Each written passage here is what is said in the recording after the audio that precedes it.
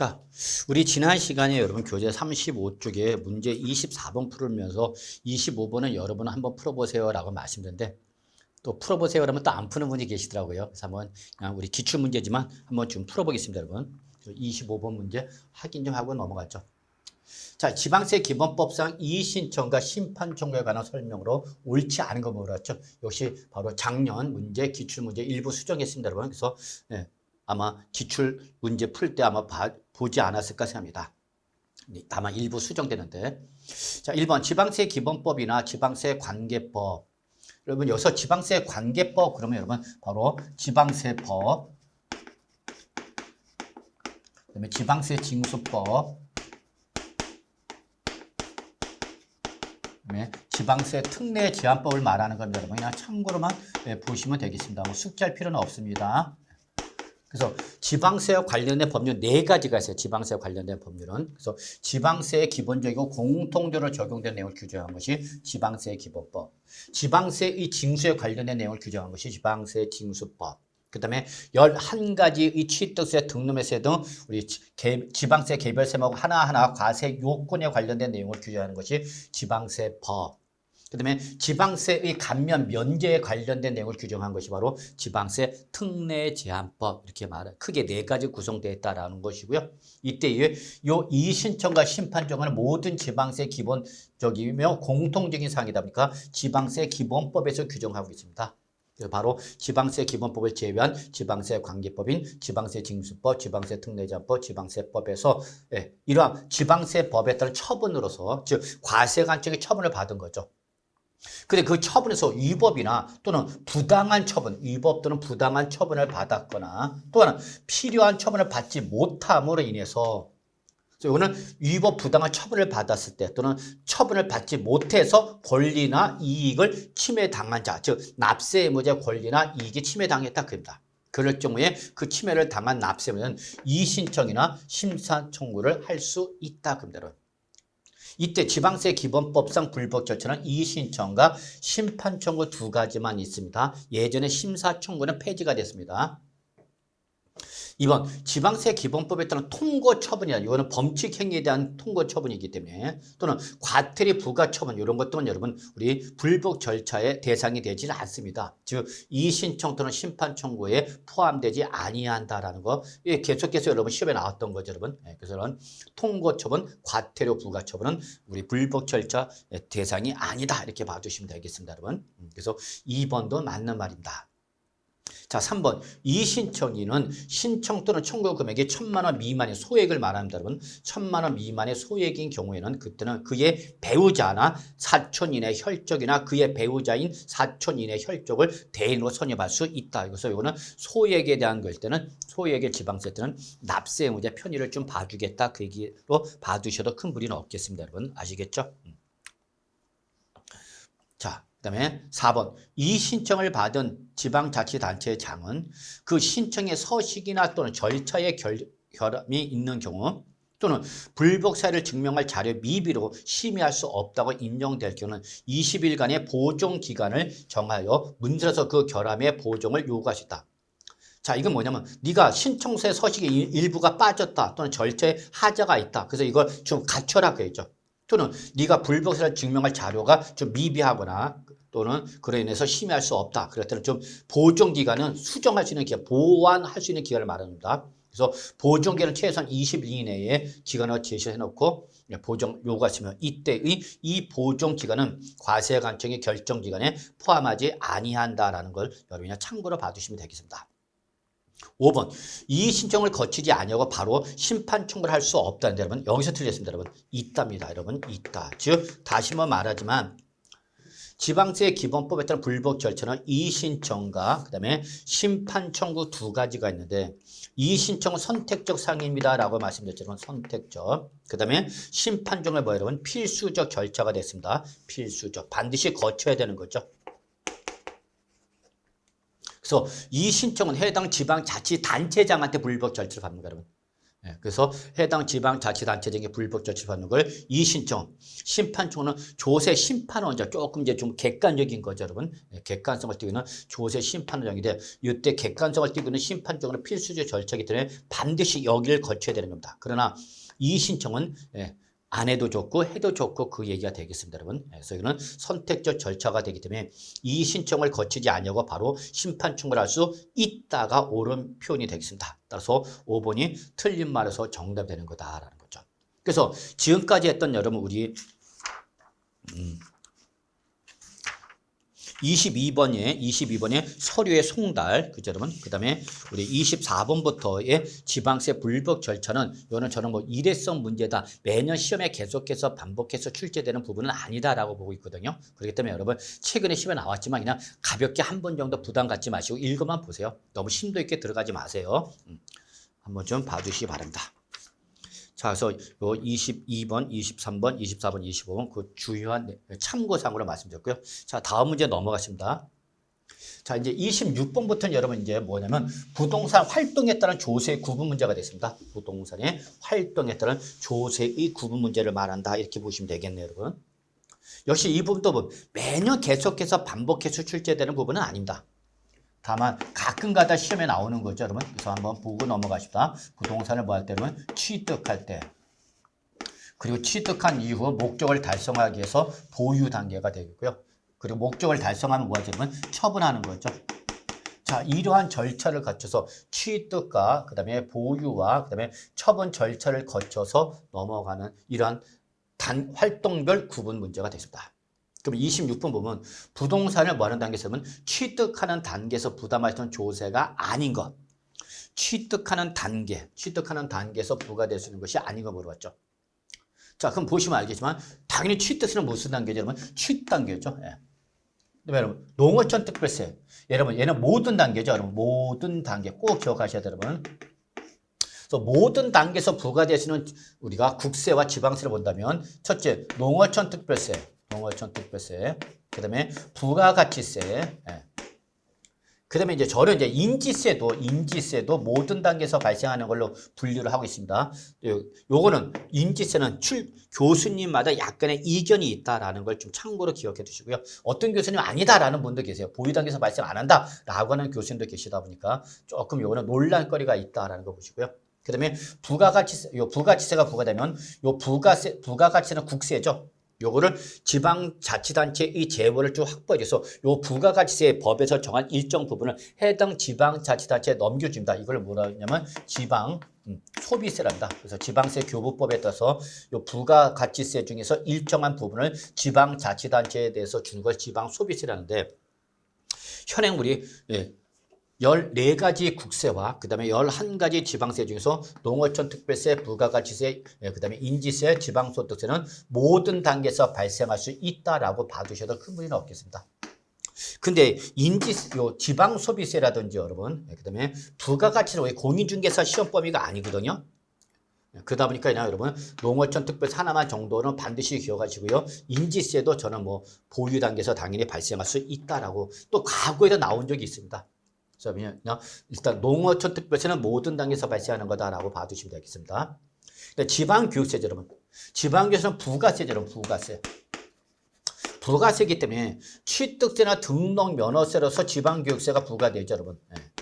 그 다음에 보유 단계에서는 재산세, 부가세가 나오죠. 그래서 바로 지방교육세는 부가세, 취득세, 등록 면허세, 재산세, 부가세로서 부과되기 때문에 이는 취득 단계와 보유 단계에서 발생하지만 특징은 처분 단계에서는 발생하지 아니한다라는 것이 특징이 되겠습니다, 여러분. 자, 그다음에 인지세는 역시 인지세는 취득과 처분 단계에서 발생하는 거죠, 여러분. 그래서 부동산 매매 계약서죠. 부동산 매매 계약서 작성은 매매 당사자에 대해서 우리 인지세 납세 의무자가 되는 거죠. 다만 실무 나가시면 이거를 법무사 등이 주로 취득자한테 부과시키고 있습니다. 자, 그래서 인지세는 역시 매매 단계니까 취득과 처분 다 나오죠. 물론 보유 단계에서는 부동산을 보유하는 단계에서 저당권을 설정한다. 그 저당권 설정도 금전 소비대체 계약서도 인지세 과세 문서가 되기 때문에 인지세가 부과돼요, 여러분. 그렇기 때문에 인지세도 우리 보유 단계에서 발생하기 때문에 모든 단계를 저는 분류를 하고 있다. 참고로 기억해 두시고요. 근데 아시다시피 여러분 재산세는 당연히 어느 단계죠, 여러분? 당연히 재산세는 우리 여러분 보유 단계죠, 여러분. 그래서 보유 단계에서 부과된 게 바로 뭐죠, 여러분? 재지종이죠, 여러분. 재지종. 그래서 재지종은 보유 단계에서 발생하는 거기 때문에 취득 단계가 아니죠. 취득세는 뭐죠, 여러분? 취득과 등록 면허세가 되는 거 여러분 꼭 기억해 두셔야 되겠습니다, 여러분. 그래서 답은 몇 번이죠, 여러분? 5번이 되는 거 정말 다 아시는 내용이죠. 자, 그 다음에 여러분 우리 상속세나 증여세도 무상 취득 단계에서 부과가 되기 때문에 취득 단계에서 발생하는 걸로 좀 분류를 해주시고요. 그 다음에 지방소득세는 여러분 잘 보셔야 돼요. 여러분 지방소득세는 취득 단계는 발생하지 않지만 보유와 처분 단계에서는 발생한다는 걸 꼭 기억해 두셔야 됩니다, 여러분. 그래서 지방교육세는 취득과 보유 단계에서 발생하지만 지방소득세는 보유와 처분 단계에서 발생한다라는 걸 여러분이 꼭 기억해 두셔야 됩니다, 여러분. 아시겠죠?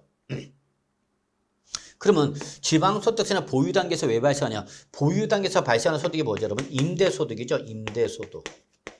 그럼 임대소득은 소득의 귀속자가 개인이면 소득세, 법인이면 뭐가 부과되죠, 여러분? 법인세가 부과되는 거죠. 자, 그럼 여러분 항상 소득세, 법인세가 나오면 10%에 뭐가 쫓아온다, 여러분? 지방소득세 쫓아옵니다. 그랬죠, 여러분? 그렇기 때문에 지방소득세는 보유 단계에서 발생하는 소득을 우리 지방세로서 분류를 할 수 있는 거죠. 아시겠죠? 부동산을 처분했다. 그럼 무슨 소득이죠, 여러분? 양도소득이죠. 양도소득이 발생하죠. 그럼 똑같이 역시 양도소득일 때 양도자가 개인이면 소득세, 법인이면 법인세가 부과되니까 역시 소득세, 법인세가 있는 곳에 뭐가 쫓아, 여러분? 지방소득세 쫓아오는 거죠. 그러니까 역시 지방소득세도 뭐 하는 단계에서? 처분하는 단계에서 발생하는 걸로 분류를 하시는 거죠, 여러분. 그래서 저 같으면 여러분한테 여기서 강조하는 건 두 가지죠, 여러분. 뭐였죠, 여러분? 바로 지방교육세와 그 다음에 뭐는 지방소득세를 잘 보라고 그래서 여러분. 그래서 지방교육세는 취득과 보유 단계에서 발생하지만 지방소득세는 보유와 처분 단계에서 발생하는 거다라는 걸 여러분이 꼭 좀 한 번 정도는 봐주시면 다음 문제는 뭐 큰 어려움이 없지 않을까 생각합니다. 아시겠죠? 자, 27번 보겠습니다. 자, 다음 중 부동산을 양도할 경우죠, 여러분. 양도할 경우 납부하는 조세로서 틀린 거 물어봤죠, 여러분. 자, 그럼 이때 양도할 때 부과되는 게 역시 뭐였냐는 얘기죠. 자, 종합소득세 부과되나, 여러분? 그렇죠? 양도소득세가 부과되는 거죠. 다만 사업자일 때는 바로 사업소득일 때는 종합소득세가 부과되는 거고 일시적 우발적일 때는 뭘로 부과되는 거죠, 여러분? 양도소득으로 부과되는 거다라는 걸 아시면 되겠죠, 여러분.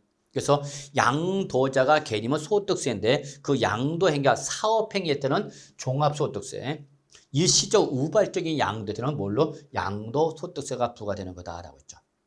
그다음에 부가가치세는 여러분 역시 기본적으로 뭐예요, 여러분? 모든 단계에서 발생한다라고 했죠, 여러분. 그래서 이때 그 특히 건물 등을 공급하는 자가 사업자일 때는 그 건물 공급 가격에 대해서 10%를 부가가치세로 징수해야 됩니다, 여러분. 사업자가. 그렇기 때문에 부가가치세도 부과됩니다. 실제 실무 나가시면 여러분이 공인중개사가 되신 순간 부가가치세가 제일 먼저 뛰어온다는 걸 여러분이 꼭 좀 기억해 주셔야 합니다. 자, 그 다음에 지방소득세죠, 여러분. 자, 지방소득세는 언제 발생하죠, 여러분? 보유와 처분 단계에서 발생합니다. 라고 말씀드렸죠. 그래서 바로 보유 단계에서는 임대소득, 처분할 때는 양도소득 따라서 양도 단계에서 발생하는 거죠. 근데 아시다시피 종합부동산세는 무슨 단계, 여러분? 이거는 여러분 보유 단계죠, 여러분. 보유세 대표적인 국세가 바로 종합부동산세가 되는 거죠, 여러분. 설마 이거 5번 찍은 사람은 없겠죠, 여러분. 그래서 5번 찍으셨다면 여기 지금 4층 건물입니다. 창문 열고 뛰어내릴 수밖에 없어요. 설마 이렇게 찍지는 않겠죠. 그래서 바로 종합부동산은 보유세죠, 여러분. 그래서 답은 4번이 되는 걸 뭐 어렵지 않게 확인할 수 있을 거라 봅니다, 여러분. 자, 28번 뭐 여러분 한번 좀 볼까요? 부동산의 취득, 보유, 처분 모든 단계에서 부과되는 것으로 옳은 거 물어봤죠, 여러분. 자, 그래서 한번 보시죠.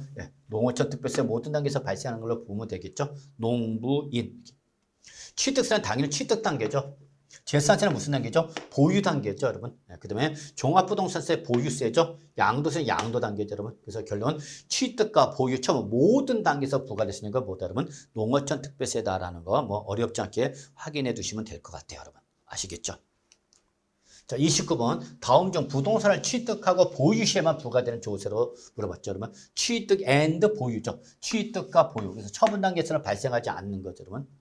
근데 농어촌 특별세 모든 단계니까 이 조건을 충족을 못한 거죠. 그죠? 취득과 보유 시에만이라고 물어봤으니까 얘는 모든 단계죠. 등록에서는 취득 단계지만 여러분 보유 단계에서 발생하지 않죠.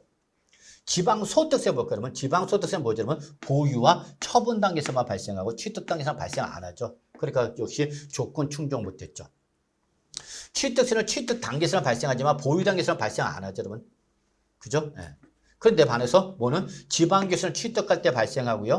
그 다음에 보유할 때도 발생하죠. 왜? 취득 단계에서는 취득세, 등록 면허세, 부가세에서 지방교세가 부과되는 거고 보유 단계에서는 재산세, 부가세에서 부과되죠, 여러분. 그렇기 때문에 바로 지방교육세를 물어본 거구나라는 걸 여러분은 반드시 확인할 수 있어야만 되겠습니다, 여러분. 아시겠죠?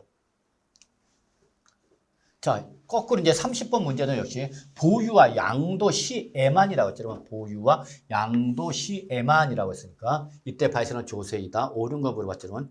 그러면 이때는 바로 뭐죠, 여러분? 지방소득세죠. 그래서 지방소득세는 뭐 할 때와 보유할 때와 처분할 때 발생하죠. 근데 지방교육세는 언제죠, 여러분? 취득과, 그죠, 여러분? 취득과 보유 단계에서만 발생하고 양도 단계에서만 발생 안 하죠. 그렇죠, 여러분? 농어촌 특별세는 모든 단계가 되는 거죠. 부가치도 여러분 역시 취득, 보유, 처분 모든 단계에서 발생하는 거죠. 인지세 같은 경우도 역시 보유, 처분, 취득, 보유, 처분 다 발생하는 걸 분류하셔도 큰 무리는 없을 겁니다, 여러분. 그래서 결국은 3번이 답이 되는 걸 뭐 어렵지 않게 확인할 수 있겠습니다. 자, 이제 여기부터는 여러분 이제 종합 문제다라고 보시면 되겠습니다, 여러분. 31번부터는 종합 문제가 됐습니다, 여러분. 종합 문제. 이 종합 문제도 여러분 우리 조세 총론에서 계속해서 반복해서 출제되는 부분이죠. 그래서 여기서 말하는 종합 문제라는 것은 이 문제 한 문제를 통해서 취득세, 그다음에 등록면허세, 그다음에 재산세, 또 뭐 종합부동산세, 또 뭐 양도소세. 그래서 이렇게 요 문제를 한 문제를 통해서 요 보기 지문 1, 2, 3, 4, 5에 취득세, 등록면허세, 재산세, 종부세, 양도세 동시에 물어보는 걸 저는 종합 문제를 하고요. 이 종합 문제는 여러분 조세 총론에서 계속해서 반복해서 출제되는 문제의 유형이거든요. 근데 이거는 글자대로 여러분 어떤 모든 단계에서 취득세부터 끝나서 양도소세 다 끝난 다음에 복습 문제로 풀어보시는 것이 가장 효과적이지 않을까 싶습니다. 즉 아직까지 취득세, 등록세, 재산세, 종합부동세, 양도세 개별적으로 정리하지 않으신 분이 이 문제를 풀면 좀 어려워집니다, 여러분. 그래서 요 종합 문제는 다 끝난 다음에 풀어보시기 바랍니다. 다만 요 문제는 제가 조세 총론에 관련된 문제를 분류하기 때문에 지금 해설할 때는 지금 먼저 풀지만 여러분은 31번부터는 나중에 취득세부터 양도세 끝난 다음에 그때 피드백 하셔서 복습 문제를 풀어본다 이렇게 보시는 것이 좀 더 효과적인 문제풀이가 되지 않을까 생각합니다. 아시겠죠? 무슨 말인지. 자, 일단 31번 납세 의무 편의 제도가 있죠. 자, 요 납세 의무 편의 제도는 여러분 크게 분납과 물납이 있습니다, 여러분. 분납과 물납, 또 뭐 연부 연납이라는 것이 있고요. 또 최근에는 이제 뭐 납부 유예 제도 이런 것이 우리 재산세나 종합부동산세에서 신설됐다는 거 좀 참고로 기억해 두시고요. 연부 연납은 우리 부동산 세법에서는 안 나오고요. 이거는 뭐 우리 기본적으로 상속세 등에서 나온다라고 보셔도 큰 무리는 없겠습니다, 여러분. 그래서 일단 기본적으로 우리 공인중개사 시험범위에 해당하는 납세의무 편의제는 분납과 물납인데 작년 2022년부터 종합부동산세에서 납부유예제도, 그 다음에 2023년부터 재산세에서 납부유예제도가 신설됐기 때문에 이런 것이 바로 일종의 납세의무 편의제입니다. 그래서 요 납세 의무 편의 제도는 글자대로 여러분 납세 의무자가 납세 의무를 이행할 때 편의로 봐주는 제도입니다. 여러분 편의로 봐주는 제도다라는 거죠. 여러분 그래서 조금 더 세금이 클 때 그래서 여러분 요 납세 의무 편의 제도는 모든 납세 의무자한테 적용하는 것은 아니고요. 고액의 납세 의무자 일정한 금액을 초과하는 데 한해서만 일정한 금액을 초과하는 데 한해서만 이런 것이 인정된다. 그래서 납부 유예 제도가 들어서 재산세나 우리 종합부동산세에서 1세대 1주택자 중에서 100만을 초과하는 사람이라든지 여러분 그다음에 분납이라는 것은 우리 재산세나 종합부동산세에서 여러분 또는 양도소득세에서 뭐 250만 원 초과하는 재산세나 종합부동산세 납세의무자 또는 1000만 원 초과하는 양도소득세 납세의무자라든지요. 또는 물납 같은 경우는 여러분 우리 재산세 납세로서 우리 1000만 초과하는 자 이렇게 일정한 금액을 초과하는 납세 의무자 안에서만 그 납세 의무 편의를 봐주기 위한 제도다라고 그냥 개념적으로 정리해 두시면 큰 무리는 없지 않을까 생각합니다. 아시겠죠? 이때에 그 납세 의무 편의제는 분납이 인정되는 조세가 아닌 거 물어봤습니다, 여러분. 자, 그럼 여러분 소방분 지역 자본시세는 원래 분납이 인정되지 않았습니다. 그러다 작년 2022년부터 여러분 요 재산세가 분납 대상일 때 재산세가 분납 대상일 때에 분납할 때에 그 재산세 분납 대상자가 소방분 지역 자본시세는 분납할 수 있도록 터졌습니다, 여러분. 그래서 결론은 소방분 지역 자본시세도 2022년부터는 분납이 인정된다 이렇게 정리해 주시기 바랍니다, 여러분. 자, 그 다음에 종합부동산세도 역시 우리 얼마? 납부액이 250만 원을 초과하는 사람이라면 250만 원을 초과하는 고액의 납세 의무자라면 분납이 인정됩니다. 그래서 종부세, 재산세, 보유세이기 때문에 다 인정되는 거죠. 그 다음에 양도소득세 납부액이 1000만 원을 초과할 때는 여러분 역시 양도소득세 분납이 인정됩니다, 여러분. 그래서 여러분 여기선 요 소방분 지역 자본시설세 종합부동산 양도 요 재산세 요 세 가지는 250만을 초과할 때 분납이 인정된다는 거 잊지 마시고요. 양도세는 얼마냐면 1000만 원을 초과할 때 분납을 할 수 있다라는 것을 여러분이 기억해 주시기 바랍니다. 그러나 취득세는 여러분 분납이라는 제도를 인정을 하고 있지는 않습니다. 한때는 분납 제도가 인정됐던 때도 있었습니다만 지금 오늘 현재는 우리 취득세는 여러분 분납, 물납 이런 납세 의무 편의 제도가 없다라고 봐두시면 큰 이상은 없겠습니다, 여러분. 그래서 문제 31번을 이렇게 좀 봐두시고요. 특히 우리 부동산 세법 중에서 분납 인정에서는 소방분 지역 자본시설세, 종합부동산세, 재산세, 양도소득세 인정되는 거고요.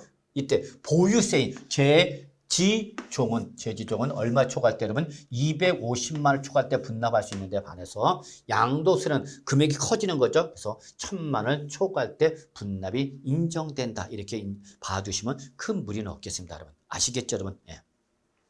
31번은 뭐 요 정도로 봐두셔도 될 것 같아요. 자, 32번 볼까요? 자, 조세의 납부 방법으로 물납과 분할 납부가 둘 다 가능한 것을 모두 그런 걸 물었죠. 단, 물납과 분할 납부의 법적 요건을 모두 충족한 거로 가정해라. 그러니까 할 수 있는 것만 따지고 조건을 따지지 말아주는 그 얘기죠, 여러분. 이거는 사실상 뭐 예전에 시험에 나오기도 했던 문제입니다. 일부 우리 기출 문제다라고 보시면 되겠습니다. 또 나올 가능성은 저는 뭐 없다라고 보는데 뭐 보시면 자 우리 물납과 분할 납부가 모두 인정되는 거 물납과 분납이 모두 인정되는 걸 물어봤죠, 여러분. 예. 자 1번 취득세는 여러분 이러한 납세 의무 편의 제도가 하나도 인정되지 않습니다. 그래서 물납 분납 인정되지 않습니다. 그 다음에 2번 재산세 도시적분이 바로 물납도 인정이 되고요. 분할 납부도 인정이 됩니다. 그래서 답은 2번이 된다는 걸 확인해 주시기 바랍니다. 그래서 기본적으로 재산세는 물론이고 여러분 도시지역분 재산세의 도시지역분도 여러분 요 물납 분납 대상이 포함이 되는 겁니다, 여러분. 자, 여러분 공부하셔서 아시겠지만 재산세 도시지역분은 것은 뭐냐면 이미 재산세 우리 탄력세를 표준세를 적용한 거죠, 여러분. 그래서 재산세 표준세율을 적용한 세액에다가 우리 요 재산세 과세 대상인 토지, 건축물, 주택이라는 부동산이 어디에 있으면 여러분 바로 우리 국토이 계획 및 이용에 관한 법률에서 규정하는 도시지역 안에 있어서는 여기다가 도시지역분이 포함이 되는 거죠, 여러분. 기본 자체가 재산세는 분납과 물납이 인정되는 거기 때문에 재산세 표준세액에다 도시지역분을 포함한 금액이 분납, 물납 대상이 된다는 거 좀 확인해 주시고요. 자, 종합부동산세 여러분, 그렇죠? 3번. 종합부동산세 여러분, 물납은 인정이 안 됩니다. 2018년도부터인가요? 폐지가 됐죠. 더 이상 이제 재산세, 종부세는 우리 종합부동산세 양도소득세에서 물납 제도가 폐지가 됐습니다. 그래서 분납만 가능하다라는 걸 좀 봐주면 되겠고요. 자, 그 다음에 4번 소방본 지역 자원 시설 같은 역시 물납은 인정되지 않고요. 분납만 가능하다. 2022년부터 소방본 지역 자원 시설도 재산세를 분할 납부를 하는 경우는 소방본 지역 자원 시설도 우리 분할 납부를 인정한다. 이렇게 봐주시면 되겠습니다. 자, 5번 양도소득세도 역시 물납제도가 폐지가 됐죠. 2018년부터 폐지가 됐고요. 그러나 역시 납부세액이 1,000만을 초과하면 양도소득세도 분납은 가능하게 되겠습니다, 여러분. 그래서 이렇게 좀 봐주시기 바랍니다, 여러분. 아시겠죠? 2016년부터 폐지가 됐네요. 2016년부터 폐지가 됐다. 여러분 참고를 해주시고요. 자, 그래서 요 정도만 한번 보셔도 큰 무리는 없지 않을까 생각합니다. 아시겠죠, 여러분? 네. 자, 33번 문제 좀 보겠습니다. 역시 종합 문제가 되는 거죠, 여러분. 종합 문제. 그래서 지금 해설할 때는 어차피 지금 먼저 그 순서상 풀겠지만 역시 여러분이 정리를 하실 때는 취득세부터 양도소득세가 끝난 다음에 보시는 것도 나쁘지는 않다라는 걸 다시 한번 말씀드릴게요, 여러분. 아시겠죠? 복습용으로 보시기 바랍니다. 복습용으로. 자, 2023년 부동산 관련 조세의 법정 신고예죠. 이거는 여러분 반드시 숙지하고 계셔야 되는 거죠. 매우 중요한 내용이죠. 별표세액에.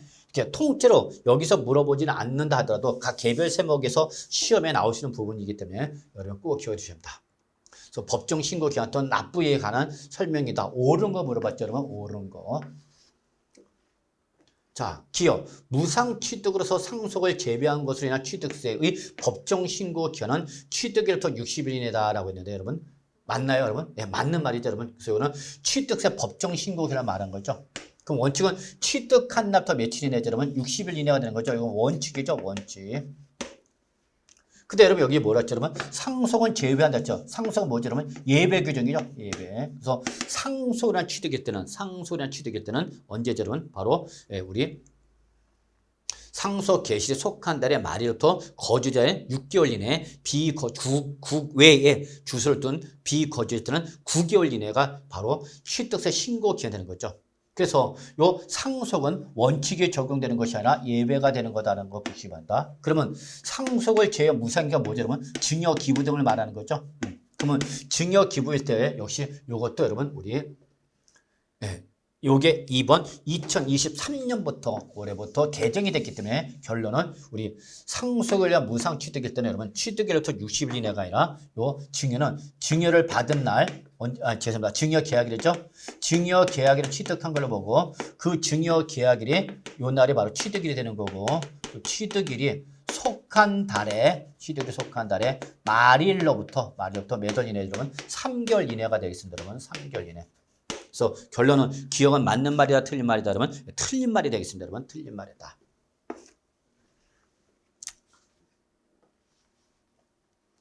그래서 여러분 요거는 특히 증여 계약일이 속한 요 날이 바로 증여한 취득일이고 취득일이 속한 달의 말에서 3월 이내 여기에 바로 여러분 2번 2023년부터 개정된 규정이 적용하는 겁니다. 여러분 그렇기 때문에 꼭 기억해 주셔야 돼요. 그러니까 결론은 원칙은 취득일부터 며칠 이내인데 여러분 60일 이내지만 예외적으로 그죠 여러분 뭘 받았을 때 상속을 받았을 때 그다음에 증여를 받았을 때 이거는 예외가 적용되는 거다라는 걸 꼭 기억해 두셔야 됩니다. 여러분 아시겠죠? 2번 주택분 재산세로서 해당 연도 부가세액이 20만 원 이하인 경우 그래서 주택분 재산세인데 여러분 20만 원 이하랍니다. 이때에 재산세 납기를 7월 16일부터 7월 30일까지로 하여 한꺼번에 부가징수할 수 있다라고 하는데 자 이게 맞았냐는 얘기죠 여러분. 자 맞아서 틀렸으면 자 주택분 재산세는 납부기한이 언제죠 여러분? 바로 7월 하반월 9월 하반월에서 두 번으로 나눠서 되는 거죠, 여러분. 두 번으로. 다만 주택분 재산세 납부세액이 얼마면 20만 원 이하면 이렇게 큰 금액이다 크지는 않다. 크지는 않은 거니까 이때는 소액의 주택분 재산세 할 때는 여러분 이때는 번거롭게 7월 하반월과 9월 하반월 두 번을 나누지 말고 그냥 언제 7월 하반에 한꺼번에 부가징수할 수 있는 거죠, 여러분. 그래서 니은은 맞는 말이 되겠습니다, 여러분. 그렇죠, 여러분. 그래서 니은은 맞는 말이다라는 거 뭐 여러분 다 아시겠죠. 다만 여러분 이때 해당 연대 부가세액이 20만 원 이하일 때 7월 달에 일시 부가 징수할 수 있는 건 뭐일 때 그러면 주택분 재산세 한해서만 적용되는 거고 토지분 재산세는 이 규정을 적용받을 수 있다 없다? 없다라는 거죠 여러분. 토지분 재산세는 무조건 세액이 20만 원 이하가 나오더라도 그 세액의 크기와 관계없이 무조건 9월 하반월에 일시 부가 징수할 수 있는 거죠 여러분. 그래서 니은은 틀린 말이다라는 걸 좀 정리해 주시고요. 자, 디귿. 납세 의무자가 신고 납부 방식을 택하는 경우 종합부동산세죠. 여러분, 종합부동산세의 법정 신고 기간은 해당 연도 12월 30일이다라고 하는데, 자, 종합부동산 원칙이 정부 부가과세죠, 여러분. 그래서 12월 상반월이 되는 거죠. 12월 상반월. 그래서 12월 1일부터 12월 15일 사이에 납부를 해야 되는 거죠. 근데 예외적으로 납세부자 뭐하면 여러분 신고 납부 방식을 선택한다. 그래도 이때는 선택하는 경우라도 종합부동산세 언제 내야 여러분 12월 1일부터 12월 15일 날에 내는 거죠. 그래서 여기 디귿은 틀린 말로 여러분이 분류를 하고 계셔야 되겠죠. 그래서 다시 한번 정리하지만 종합부동산세 원칙의 정부 부가과세 예외적으로 납세부자 선택은 뭐죠? 여러분 신고 납부가 가능하죠. 그렇기 때문에 이때는 어쨌거나 정부 부가과세 하나 신고 납부를 하나 납부에는 변화 없이 언제 여러분 12월 상반월이다라는 걸 꼭 좀 기억해 주시기 바랍니다. 여러분 아시겠죠? 자, 그래서 디귿은 틀린 말로 분류를 해야 되겠죠? 리을 부담부 증여가 나왔죠, 여러분. 채무액에 해당하는 부분으로서 양도로 보는 경우 양도소득세 예정 신고 납부 기한은 그 양도에 속하는 달의 말일부터 2개월 이내다라고 했죠, 여러분.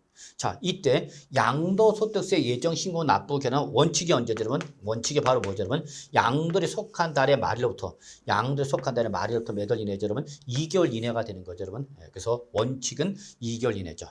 다만 요거는 요 부담부 증여일 때는 바로 우리 예외규가 나왔죠.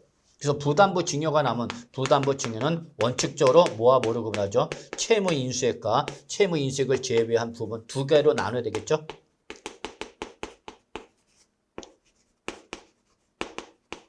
이렇게 두 부분을 나눠서 채무 인수액에 해당하는 부분은 무슨 취득이 여러분? 유상으로 보는 거죠. 그리고 제외한 부분, 채무 인수액을 제외한 나머지 부분은 뭐죠? 여러분? 무상으로 보는 거죠.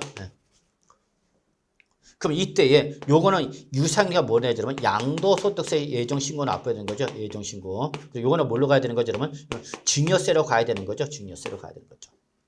그럼 이때 이렇게 채무 인색에 대한 유상 양도소 양도소득세 예정신고 기한은 예정신고는 언제 여러분? 양도일이 속한 달, 그죠 여러분? 양도일이 속한 달의 말일로부터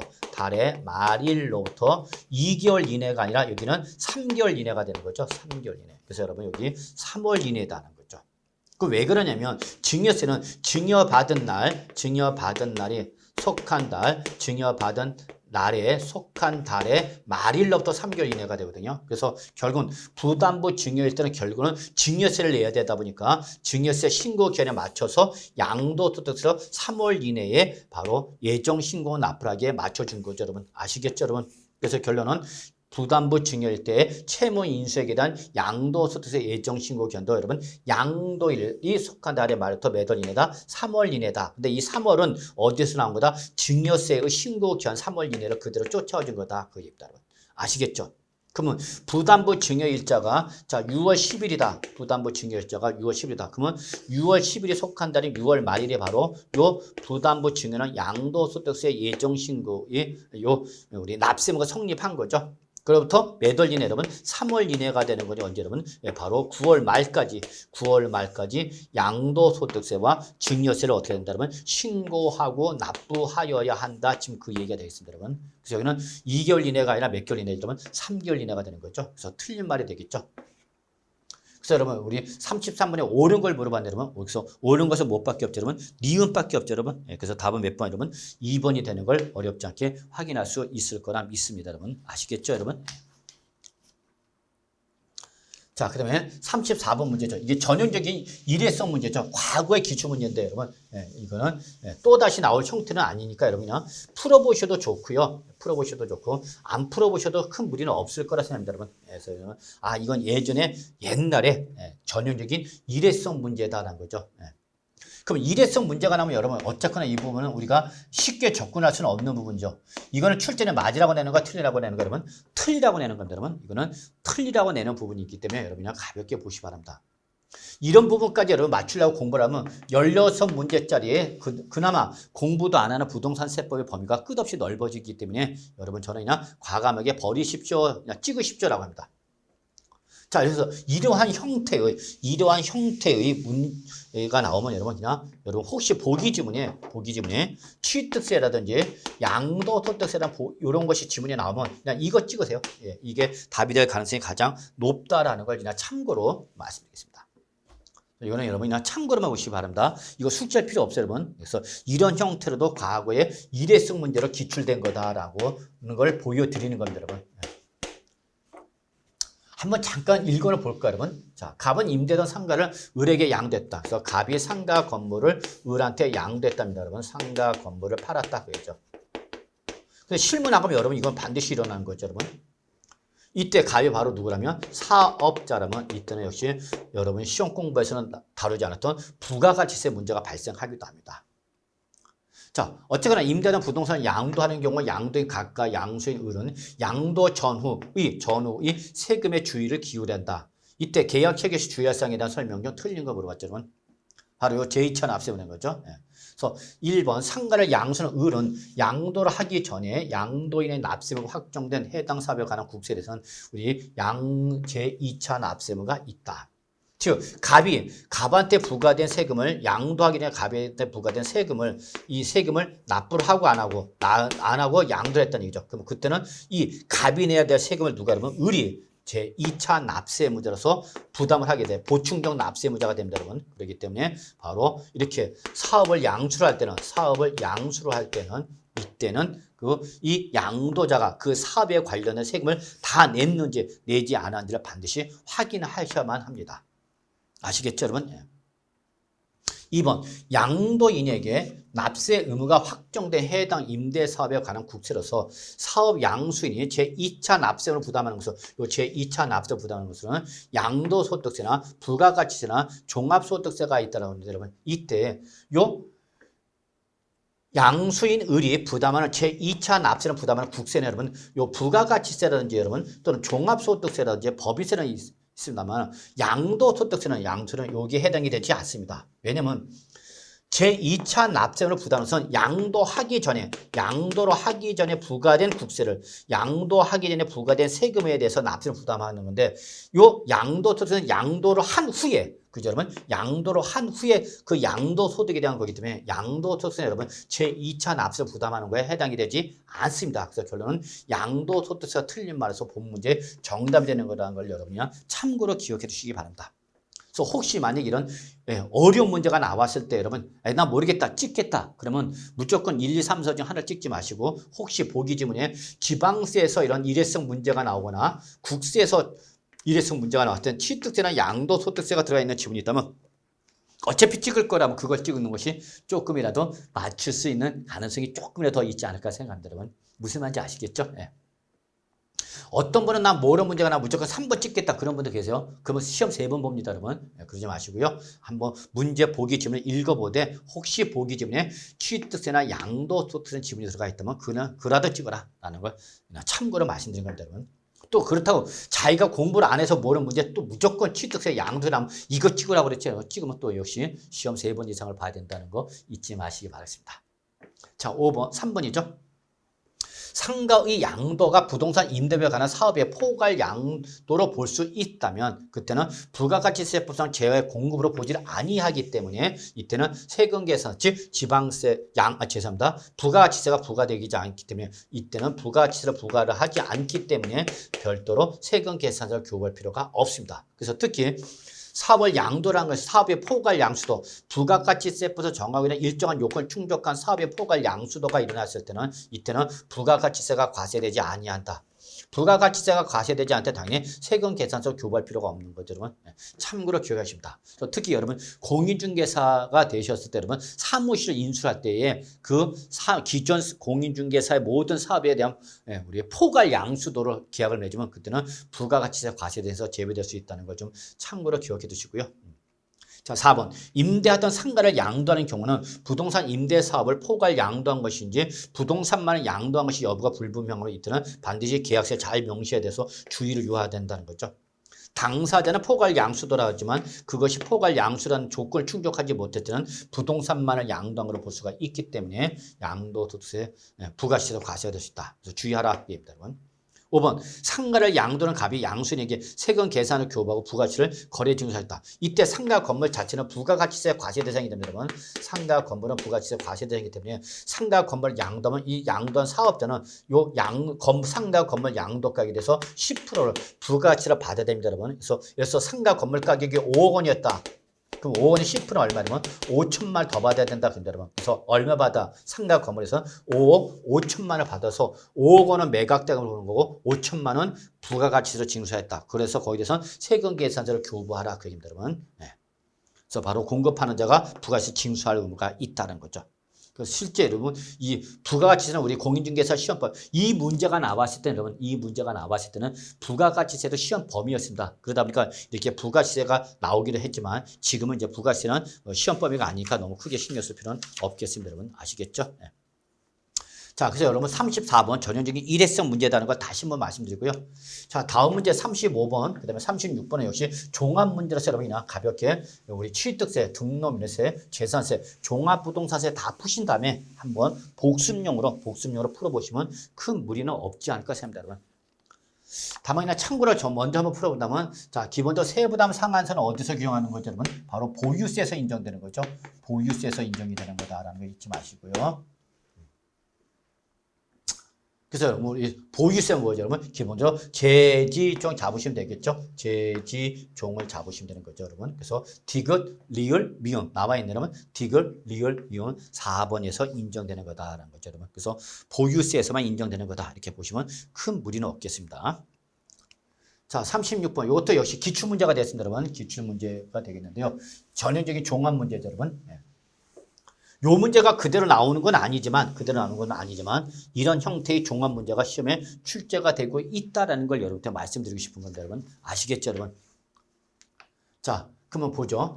1번 취득세 부가세인 농어촌 특별세. 그럼 이거 취득세를 물어본 거예요, 농어촌 특별세를 물어본 거예요, 여러분? 농어촌 특별세 물어본 거죠, 여러분.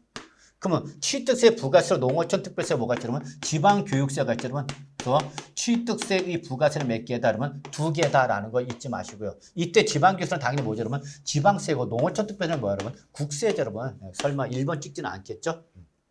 2번 종합부동산세는 부부 합산 과세제도를 채택하고 있다. 한때는 이런 규정이 있었습니다, 여러분. 이제 지금은 무조건 소유자별 과세제도죠. 소유자별 과세제도다.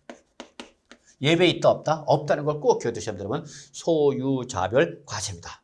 그러면 여기 부부 가물이 있다. 가물이 A주택과 B주택을 서로 갖고 있다. B주택을 갖고 있죠, 여러분. 한때는 무슨 과세, 여러분? 합산 과세할 때도 있었습니다, 여러분. 근데 이게 헌법재판소에서 유언 판결을 받아갖고요. 무효가 됐습니다, 여러분. 그래서 합산 과세제도가 폐지가 돼서 무조건 소유자별이죠. 따라서 부부 갑을이 각자 주택을 따로 갖고 있으면 종부세 따로따로 과세라는 얘기입니다, 여러분. 그래서 갑은 갑대로 종부세를 내야 되고 을은 을대로 종합부동산세를 내야 되는 거다. 그 얘기가 됐습니다, 여러분. 아시겠죠, 여러분? 또 예를 들어서 A라는 주택 하나를 여기 C라는 주택 하나를 C주택을 갑과 을이 공동 소유했다. 60%, 40% 공동 소유했다. 그러면 그때는 각자 요 주택의 가액의 자기 지분가액, 그죠, 여러분? 지분가액으로 구분해서 지분가액에서 각자 종합부동산세가 따로따로 과세가 되는 거다라는 걸 여러분이 꼭 기억해 주시고요. 그래서 종합부동산세는 무조건 무슨 별, 여러분? 소유자별 과세제도를 채택하고 있다는 걸 기억해 주시기 바랍니다. 아시겠죠? 자, 3번 동일한 시군구 안에서 주택을 2개 이상 소유한 경우 재산세는 소유자별로 합산하겠다. 자, 소유자별 합산 과세는 여러분 종합부동산세에서 적용하는 말이고요, 여러분. 재산세는 뭐죠, 여러분? 바로 주택별, 재산별, 개별 과세가 됩니다, 여러분. 재산별, 개별 과세. 이게 바로 여러분 재산세와 종부세의 차이점이다라고 보셔도 큰 무리는 없겠습니다, 여러분. 그래서 같은 주택에 대해서도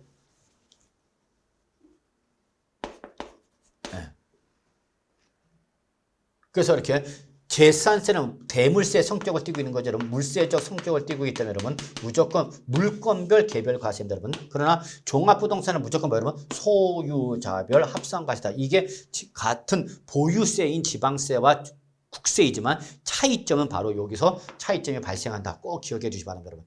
아시겠죠, 여러분? 예, 그래서 재산세는 재산별 개별 과세로 3번 역시 틀린 말이 되는 거죠.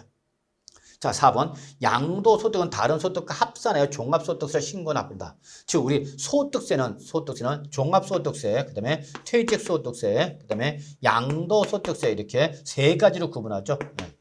이때 이 종합소득세, 퇴직소득세, 양도세는 따로따로 합산하고 아니라 다른 소득과 뭐야 여러분? 구분하여 따로따로 종합소득은 뭘로 여러분? 종합소득세로, 퇴직소득은 뭘로 여러분? 퇴직소득세로, 양도소득은 뭘로 여러분? 양도소득세로 구분해서 과세를 하는 거죠 여러분.